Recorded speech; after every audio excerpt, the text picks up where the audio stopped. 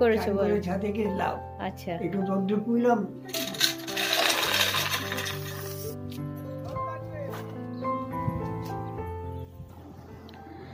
নমস্কার বন্ধুরা, good morning. কেমন আছেন আপনারা? এম আরিশ ফ্যামিলির আরও একটি নতুন ব্লগে আপনাদের সবাইকে স্বাগত জানাই। আর আজকে হচ্ছে মঙ্গলবার, আর এখন বাজে সকাল 7:30। সংসারের মোটামুটি বাসি কাজকর্ম কমপ্লিট করে কিন্তু এখন চাটা বানাতে চলে এসেছি। তো একটু চা খাবো, তারপর তো আছে সারাদিন সাংসারিক কাজকর্ম। তো সঙ্গে থাকুন, আশা করছি আজকের ব্লগটাও আপনাদের ভালো লাগবে। আর এই তো চাটা একদম রেডি করে নিয়েছি, তো চলো।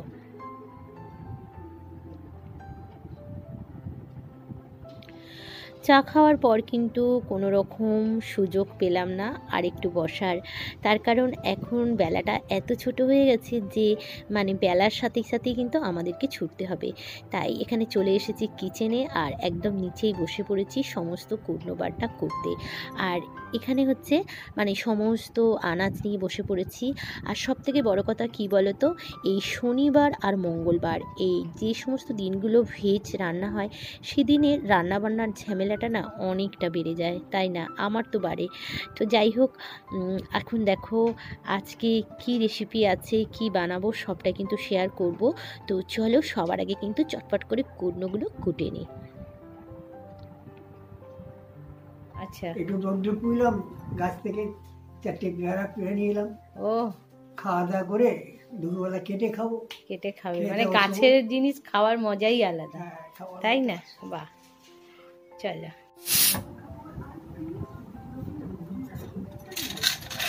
তো দেখো, আজকে কিন্তু বানাবো হচ্ছে সয়াবিন। শ্বশুরমশাইয়ের সাথে একটু গল্প করতে করতে অনেকটা সময় চলে গেল।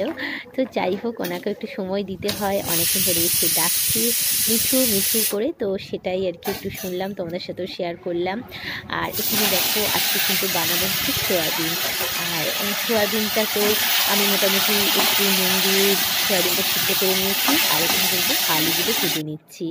আর আজকে একটু ভাজাভাজিও করব, তার কারণ হচ্ছে আজকে সমস্ত নিরামিষই রান্নাবান্না। তো কোনো রকম আইডিয়া তো করতেই পারছি না কি রান্না করব। তো ফ্রিজ থেকে সমস্ত সবজি যেগুলো পেরেছি নিয়ে কেটে কুটে একদম এখানে রান্নাবান্না দেখো বসিয়ে দিয়েছি। তো আজকে বেগুন ভাজা, করলা ভাজা, সয়াবিনের তরকারি, আপাতত এগুলোই ডিসিশন নিয়েছি যে নিরামিষের দিনে এগুলোই করব। তো তারপরে আরও কিছু তো আছেই। তো এখানে দেখো করলাগুলো ভেজে নিচ্ছি। তো বেগুনগুলো মোটামুটি ভাজা হয়ে গেছে। আর সমস্ত আলুগুলো ভাজার পর কিন্তু সয়াবিনটাও একটু হালকা করে ভেজে নিলাম। তা না হলে না, এই সয়াবিনের তরকারি করলে একটা কাঁচা অনেকে দেয়, কিন্তু আমি যদি একটু ভেজে করি তাহলে টেস্টটা ভালো পাই। আর এখানে দেখো সমস্ত রকম মশলা আমি কষিয়ে নিয়েছি। ফোড়নে দিয়েছি জিরে, তেজপাতা, শুকনো লঙ্কা, একটা গোটা টমেটো, আদা বাটা, পরিমাণ মতো লঙ্কা গুঁড়ো, হলুদ গুঁড়ো, নুন, আর অল্প একটু মিষ্টি। এটা অপশনাল, আমরা চাইলে নাও দিতে পারি। তো যেহেতু এটা নিরামিষই, তাই একটু মিষ্টি মিষ্টি বেশ ভালো লাগে। বেশ ভালো করে এটাকে কষিয়ে ওপর থেকে গরম জল দিয়ে দেবো। আমি কিন্তু যে কোনো রান্নাতে গরম জল দিই। আর এখানে কিন্তু নুনটাও পরিমাণ মতো অ্যাড করে দিলাম। তো চলো এখন তরকারিটা বসিয়ে দিই। আর এদিকে দেখো, আজকে কিন্তু জলপাইয়ের চাটনি করব। প্রেশার কুকারে যে সিটি হচ্ছিল, তখন কিন্তু জলপাইটাই আমি সিটি দিচ্ছিলাম। জলপাই যেটা একটু একটু কষা লাগে, তাই সিটি দিয়ে জলটা ফেলে তারপরে কিন্তু এখানে চাটনিটা বসিয়ে দিয়েছি। নামাবার আগে লঙ্কা গুঁড়ো আর একটু জিরে গুঁড়ো দিয়ে দিলাম, এতে টেস্টটা ভালো আসে। আর এখন দেখো, মোটামুটি আমি স্নান টান সেরে নিয়েছি। সকাল থেকেই চলছিল নন স্টপ আমার সাংসারিক কাজকর্ম। বিশ্বাস করবে না, একটা মিনিটও বসার মতো সময় আমি পাইনি, কারণ বেলাটা এত ছোট, বেলার সাথেই কিন্তু আমাকে টকবক করে ছুটতে হচ্ছে। আমি তো এভাবেই ছুটছি। আপনারা কে কী করছেন অবশ্যই কিন্তু কমেন্ট করে জানাবেন। আর এই তো দেখো, আজকে দুপুরের আমাদের যে রান্নাবান্না হয়েছে, এখানে দেখো সয়াবিনের তরকারি ভীষণ সুন্দর করে করেছি, যেহেতু এটা নিরামিষই। আর তার সাথে আছে কিন্তু ভাত, আর এখানে জলপাইয়ের চাটনিটা আমি একটু বেশি করেই করি, আর ভাজা। তো এই হয়েছে আজকে আমাদের দুপুরে রান্নাবান্না। আর একটু তাড়াও আছে, তার কারণ আমি একটু বাইরে যাব, তার জন্যই কিন্তু সমস্ত কাজগুলো চটপট করে করে নিলাম। আর এখানে দেখো তো থালা টালা নিয়ে নিয়েছি, এখানে ছেলেকে খেতে দেব, আমরা কিন্তু এখন খাবো না। তো শ্বশুরমশাই আর ছেলে ওরা দুজনে খাচ্ছে, ছাদে চলে এসেছি। তো ক্যামেরাটার কি হয়েছে জানি না, একদমই কোনো রকম ছবি আমি দেখতে পাচ্ছি না, তাই ভাবছি কি করব। তো যাই হোক, তো স্নান টান পুজো টুজো করে কিন্তু একদম একটু রেডি হয়ে গেছি। আর এই তো যেহেতু আগেই বললাম যে বেলাটা ছোট, আর দেখো জামা কাপড়গুলো যদি আমি শুকোতে না দিই তাহলে কিন্তু সন্ধ্যের মধ্যে কোনো রকমভাবে এগুলো শুকানো যাবে না। আর ছাদে চলে এসেছি, আর দেখো ছেলের যেহেতু স্কুলের ড্রেস, কমফর্ট দিয়ে দিয়েছি, উজালা দেব। এখানে একটু ঝামেলা আছে জামা কাপড়গুলো শুকোত দেওয়ার। তো বুঝতেই পারছো যে স্কুলের ড্রেস বা যে কোনো জামা কাপড় মানে কাচা ধোয়াগুলো বেশ প্রবলেমের। তো আমি এখানে মোটামুটি একটু বসে পড়েছি, দেখো উজালা দিয়ে মানে প্রথমে কমফর্ট দিয়ে যেগুলো দেওয়ার সেগুলো দিয়ে দিয়েছি, আর ওই কমফর্টের জলের মধ্যে উজালা দিয়ে দিয়েছি।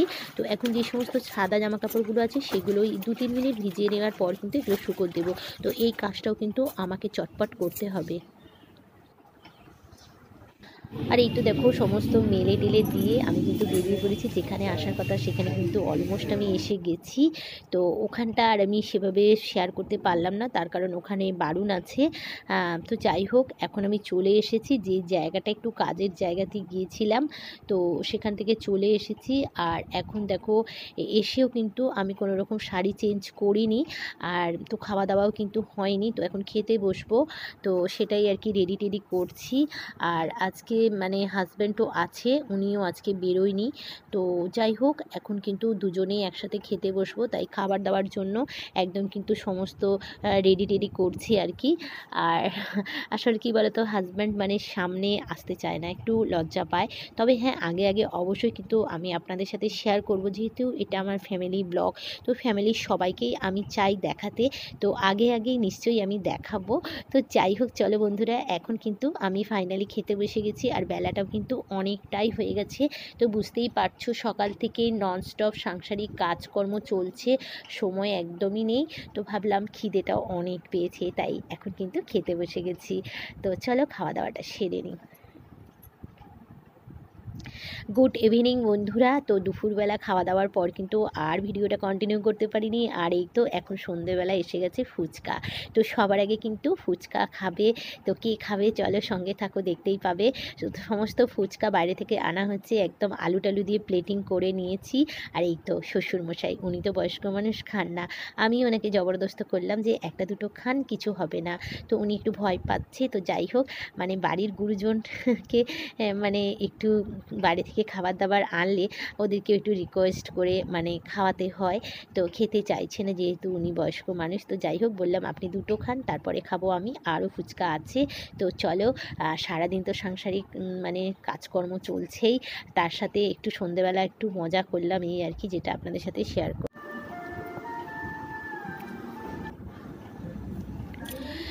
তো এখন দেখো সন্ধেটা তো অনেকক্ষণ আগেই হয়ে গেছে, আর একটু মানে ঘরের কাজকর্ম চলছিল। এখন কিন্তু চলে এসেছি রাতের রেসিপিটা বানাতে, যেহেতু সকালবেলা সমস্ত ভেজ আমি রান্নাবান্না করেছি। তো সন্ধেবেলা ভাবলাম মানে রাতের কি বানাবো, তো সেই সমস্ত ভাবনা চিন্তা করতে করতেই ভাবলাম যে যেহেতু আজকে নিরামিষই, তো চলো ফুলকপি আলু একটু খুব ভালোভাবে হালকা একটু সিদ্ধ করে নিয়েছি। তারপর কিন্তু দু একটা শুকনো লঙ্কা দিয়ে দিয়েছি ফোড়ন, মানে ফোড়ন ঠিক না, মানে এটা দিলে একটু ঝাল ঝাল হবে। আর আলু আর ফুলকপি সিদ্ধ করে অল্প একটু নুন আর অল্প একটু হলুদ দিয়ে দিলাম। তো এটাকে খুব সুন্দর করে কিন্তু ভাজতে হবে। আর এই ফুলকপি আর আলু ভাজা দিয়ে কিন্তু রাতে রুটি পরোটা খেতে ভীষণ ভালো লাগে, আর অনেকটা সময় লাগে জানো তো। আর এই তো দেখো বেশ লাল লাল করে কড়া কড়া করে না ভাজলে না কেউ খেতেই চায় না। তো এটাই ভেজে নিলাম রাতের জন্য, আর রুটিটা আমি পরে বানাবো।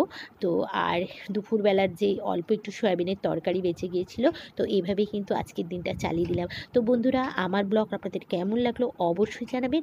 আবারও কিন্তু দেখা হচ্ছে নেক্সট ব্লগে। টাটা, বাবাই।